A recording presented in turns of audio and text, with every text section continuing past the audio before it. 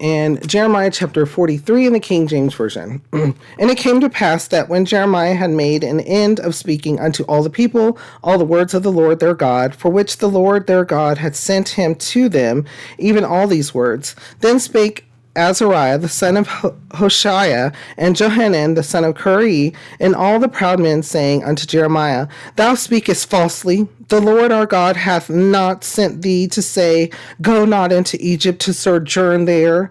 But Baruch the son of Neri setteth thee on against us, for to deliver us into the hand of the Chaldeans, that they might put us to death, and carry us away captives into Babylon.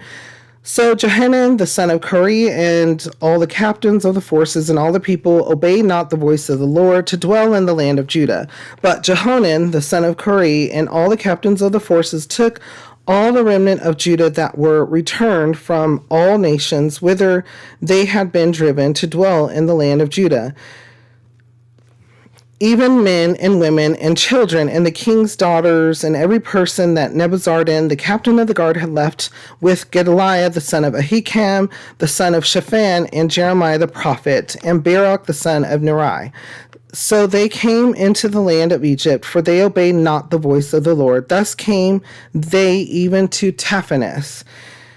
Then came the word of the Lord unto Jeremiah in Taphanes, saying, Take great stones in thine hand, and hide them in the clay, in the brick kiln,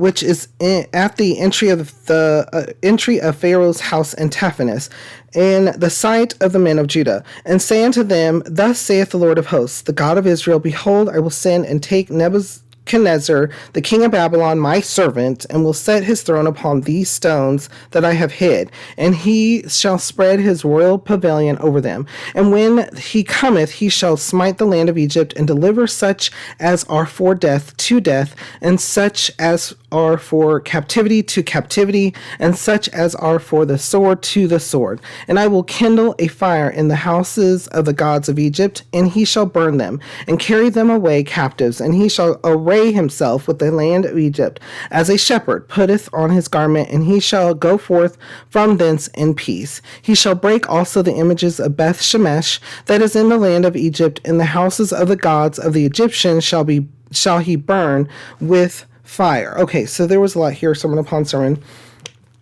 So Jeremiah is told them the truth, and the people told him, because they were in fear.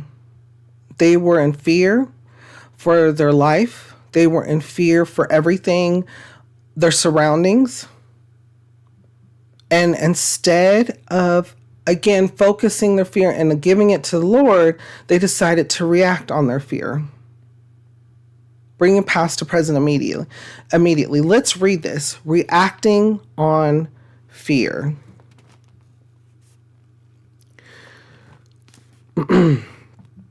Then spake Azariah the son of Hoshea, and Johanan, in verse 2, and Johanan the son of Kari, and all the proud men, saying unto Jeremiah, Thou speakest falsely. The Lord our God hath not sent thee to say, Go not into Egypt to sojourn there. Listen to that. Then, and so think about this, because this even applies even as of today. Immediately, multiple things came to my mind, including current situations.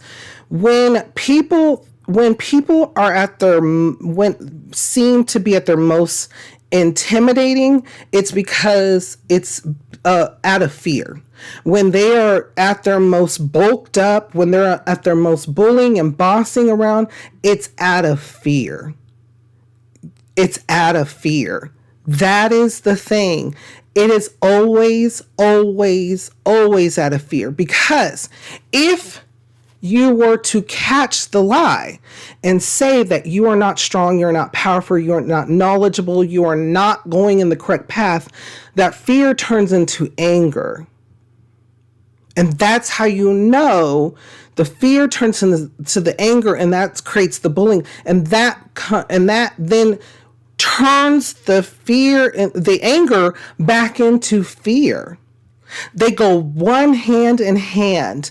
They go from anger to fear to anger to fear. That's how you know. Instead of an understanding and realization, instead of a humbling, instead of having empathy, instead of having love, instead of a healing, it goes back and forth and back and forth. And guess what? That is a weakness. That is weak. When we are weak, the Lord is strong into us. Not when we're trying to be strong, not when we're trying to bully, not when we're trying to be angry and evil and wicked, not when we're trying to be bossy and trying to rule something or trying to make and force something, because that comes from fear. All of that comes from fear. There's no strength there. That's a false idea of strength. Whereas the humbling, the compassion, the love that even Jeremiah is giving, that's where the strength actually lies.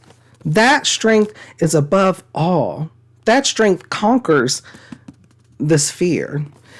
I'm going to read this verse again and listen to it and think about situations in your life. Think about current situations. Think about things that you've been through, things that you've seen, things that you've seen people go through, and understand this, that it's a reaction off of fear. Then spake Azariah, the son of Hoshiah, and Johanan, the son of Kareah, and all the proud men, saying unto Jeremiah, Thou speakest falsely. The Lord our God hath not sent thee to say, Go not into Egypt to sojourn there. But Barak the son of Neriah setteth thee on against us for to deliver us into the hand of the Chaldeans, that they might put us to death and carry us away captives into Babylon. They feared for their lives. They feared for the food. They feared for everything, their well-being, period. Their fear even blocked the instructions from the Lord. They were weak. That's showing weakness. Think about that. Before we go on, though, what kind of thoughts or feelings come to your mind when we read over this? How does it make you feel and what does it make you think?